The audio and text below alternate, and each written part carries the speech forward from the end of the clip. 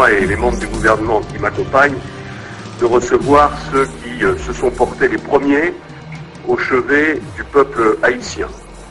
Bon, j'ai conscience que le cadre de l'hôtel Matignon tranche peut-être de façon un peu insolente avec le théâtre sur lequel vous êtes intervenu, mais je pense qu'une des meilleures façons pour la République de vous rendre hommage, c'est de vous réserver son meilleur accueil. Qu'est-ce que je pourrais dire de ce séisme, moi qui n'étais pas sur les lieux du drame, à ceux qui en reviennent? Je n'ai vu que les images de ce pays dévasté. Contrairement à vous qui avez été confrontés à la réalité, j'ai vécu l'événement comme la plupart des Français à travers les bilans, à travers les décomptes des morts, des blessés, des sans-abri, des orphelins.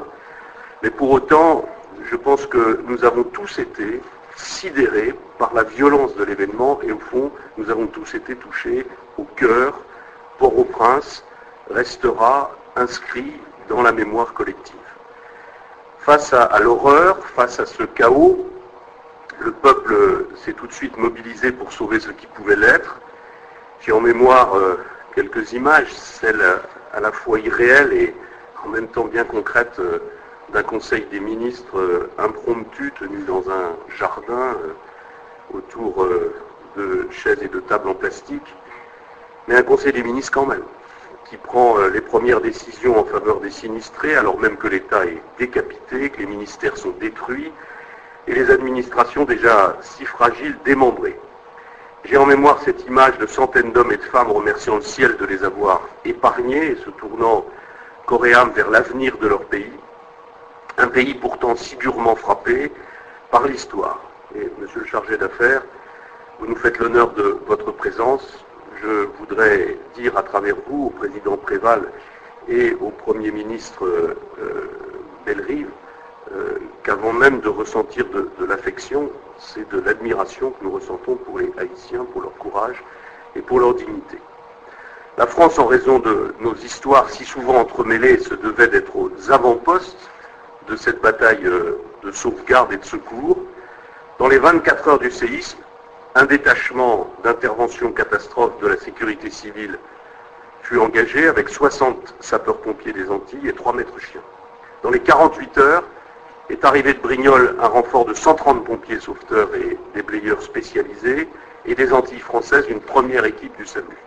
Dans les 7 jours, ce sont au total 687 personnels français qui sont arrivés sur le terrain. Et en tout, ce sont près de 1200 Français qui ont pu se rendre en Haïti pour secourir les populations. 300 y sont d'ailleurs encore après les relèves. Notre pays a réalisé un déploiement sans précédent de moyens et de compétences qui se résume en quelques chiffres. 25 millions d'euros ont été versés par l'État en première urgence. Plus de 40 millions d'euros ont été collectés par nos ONG pour venir en aide à la population. 1600 tonnes de matériel humanitaire ont été mobilisées. 7 avions de transport de l'armée de terre ont fait la liaison pour acheminer les sauveteurs et l'aide depuis les Antilles et depuis la métropole. 110 tonnes de fret ont été acheminées. 2770 personnes ont été évacuées grâce aux rotations aériennes entre Haïti et les Antilles françaises, dont 1221 Français, 1216 Haïtiens, 47 Européens et 57 ressortissants de nationalités tierces. 2 bâtiments de la Marine nationale ont apporté des moyens lourds et des engins de déblaiement, de l'eau potable, des vivres. Plus de 9500 consultations et plus de 25 interventions chirurgicales quotidiennes ont été réalisées par les équipes médicales françaises. Mais, mesdames et messieurs, si je vous ai réunis aujourd'hui, c'est évidemment pas pour vous dresser un bilan chiffré de l'aide de la France. C'est d'abord et avant tout pour vous remercier. J'ai souhaité voir chacun d'entre vous pour lui dire tout simplement la gratitude du gouvernement et à travers le gouvernement du peuple français tout entier qui a vu en vous le symbole du dévouement et du professionnalisme. Cette gratitude va vers vous, les secouristes, les déblayeurs, arrivés parmi les premiers sur place, avec vos outils qui pouvaient parfois paraître dérisoires par rapport à l'ampleur de cette catastrophe, vos chiens, votre courage formidable. Dans les rues dévastées de Port-au-Prince, parmi une population sous le choc, au milieu des cris, au milieu des larmes, vous avez travaillé de l'aube à la nuit. Et vous avez sauvé des vies. Vous avez rendu parfois la lumière à ceux qui croyaient avoir perdu leurs proches. Des décombres du Montana aux maisons effondrées de Carrefour et de Bel Air, vous avez puisé dans votre générosité et dans votre sens du devoir. Arnaud Klarsfeld, qui s'est porté volontaire pour se rendre en Haïti, m'a expliqué le temps qu'il faut pour extraire un corps bloqué sous une dalle de béton quand on a pour seul outil que ses mains. Ce sont des heures sous le soleil, à respirer un air vicié. Cette gratitude va également vers vous aussi, sapeurs-pompiers volontaires de cette association niçoise, partie dès l'annonce du séisme, vous mettant en permission, payant vous-même votre billet et emmenant vos 4 chiens. À Delmas, vous avez travaillé au coude à coude avec les sapeurs-pompiers de la sécurité civile. Après plusieurs jours d'un travail éreintant, vous êtes parvenu à extraire les corps de nos 2 gendarmes, ensevelis sous les décombres, l'adjudant-chef Lionel Amar et l'adjudant Laurent Lebriero. Un hommage militaire leur a été rendu sur le site de notre ambassade, à Port-au-Prince, et ils peuvent reposer en paix sur le sol de France. Leurs familles nous en sont reconnaissantes.